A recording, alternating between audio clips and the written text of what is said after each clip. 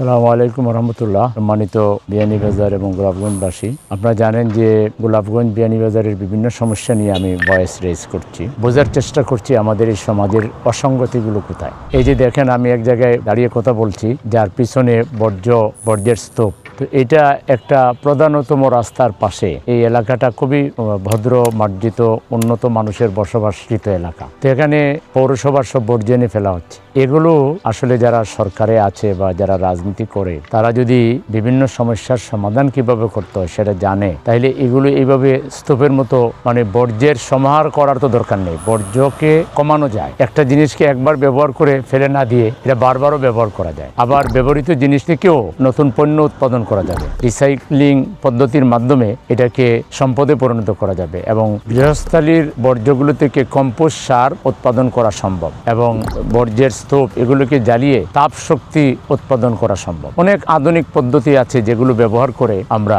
মানুষের জীবনের যে বিভিন্ন সমস্যাগুলো সম্ভাবনায় পরিণত করা সম্ভব। সেক্ষেত্রে যারা এই ব্যাপারে দক্ষ যোগ্য আছেন তাদের সাথে বসতে হবে, বসে তাদের পরামর্শ নিয়ে আধুনিক বর্জ্য ব্যবস্থাপনার মাধ্যমে আমাদের শহরগুলোকে যেমন দূষণ থেকে মুক্ত রাখতে হবে, আবার যেখানে সেখানে বর্জ্য ফেলে ওই জনপদের মানুষকে কষ্ট দেওয়া, এটা তো মোটেই কোনো ভালো কথা নয়, ভালো কাজ নয়। সেজন্য ইনশাল্লাহ আমরা যদি সামনে আল্লাহ তাআলা আমাদেরকে দায়িত্ব দেন, প্রত্যেকটা বিষয়েই আমরা অভিজ্ঞ লোকদের সাথে বসবো। সবচেয়ে বড় কথা হলো, যারা রাজনীতি করে বা যারা সরকারে থাকে, প্রশাসনে থাকে, তাদেরকে মানবিক হইতে হবে। যেন দুর্ভোগ সম্পর্কে তাদের ধারণা থাকতে হবে, এর সমাধানের ব্যাপারে তাদের বক্তব্য থাকতে হবে, তাদের কৌশল থাকতে হবে। এটা সম্ভব যদি সঠিক নেতৃত্ব আমরা সব জায়গায় বসাতে পারি। আমরা যদি সঠিক নেতৃত্ব নিয়ে আসতে পারি, তাহলে সেই নেতৃত্বই তার সঠিক গাইডলাইনের মাধ্যমে যেন দুর্ভোগগুলো সমাধানে তারা কার্যকর পদক্ষেপ নিতে পারবে। আমি আশা করি সামনে আপনাদের পাশে থেকে এগুলোর ব্যাপারে আমি পদক্ষেপ নেব ইনশাআল্লাহ।